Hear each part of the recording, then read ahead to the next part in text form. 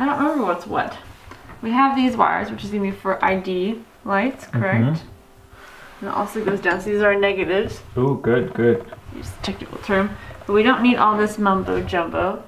But right, what else? Oh my. Yeah, oh it just my keeps going. Lands. Yeah, it's like my hair. Oh my lands. It's like your hair. Yes, exactly. Our goal is to organize these and cut them so they look nice and it'll look a lot cleaner.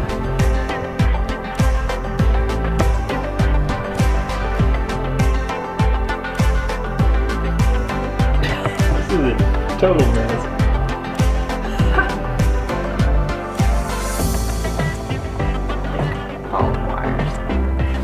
Now they are all clean and organized. We figured out what we want to keep and what we want to get rid of, and what we want to get rid of is right behind you.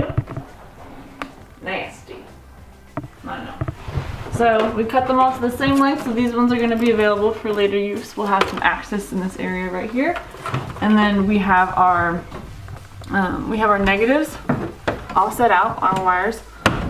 Counted those out, figured out which ones are going to the ID lights, which are going to all the other things that I don't remember. Okay.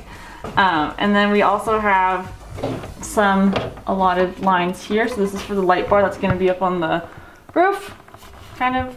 This is a dome light that's going to be right here. We had to figure out which wires could handle which type of amps. It looks so much better up here. It looks a lot cleaner. And it looks more like a car.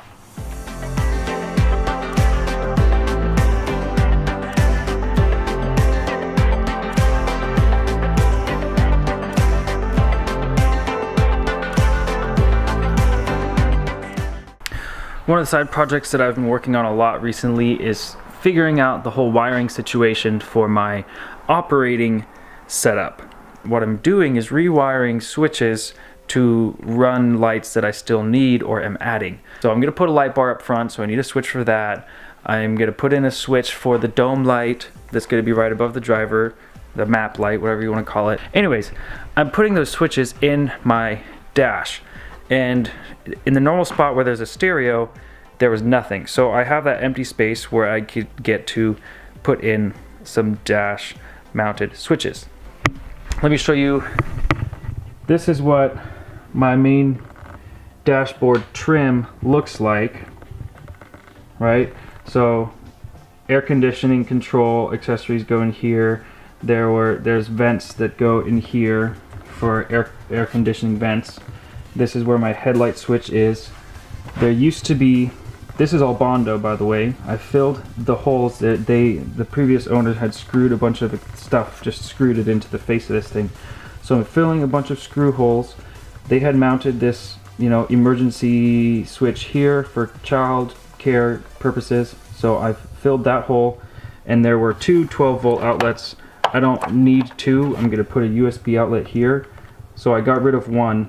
So I've Bondoed that hole, and I'm gonna start sanding the face of this thing to clean up all this Bondo. Look how nasty that is.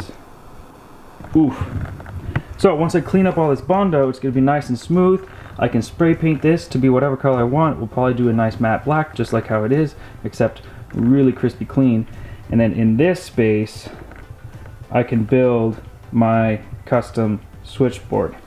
We're checking in after doing a bunch of sanding on the dash, and let me show you how it looks. So all these holes were filled with Bondo. Now everything's nice and flush and smooth. Yeah. So I've finished sanding the Bondo on my dash panel. It's all smooth. I sanded everything else so that my spray paint has a little bit of stuff to stick to. So we're gonna give it a couple coats, some really thin coats of a matte black spray paint, so it's all nice and clean and smooth. I'll do some sanding with some really fine wet sandpaper in between, and then I have a nice clear coat that I'll put on top just for some extra protection because it's a high traffic kind of area. We're gonna throw some spray paint on it along with a couple of the separate pieces that are, that get connected around there, and see if it cleans up a little bit.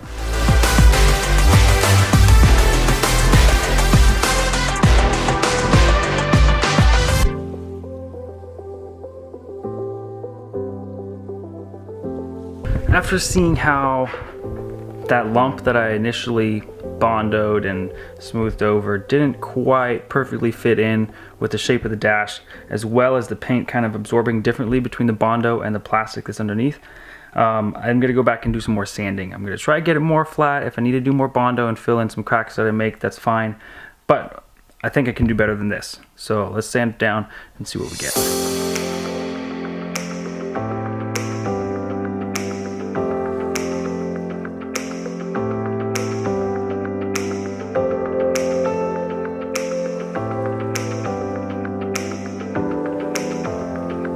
Oof, that time lapse was getting super long and my sanding was going to take much longer than even that. So I turned it off because that was going to be ridiculous to watch and to record.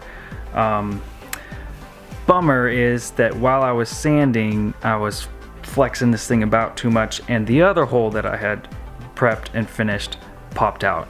So I had to re-Bondo both holes. I did Bondo twice, 2 separate times, because it didn't fill up the holes first time, so I did a base layer, then another layer, did some sanding, and now we're back to square something.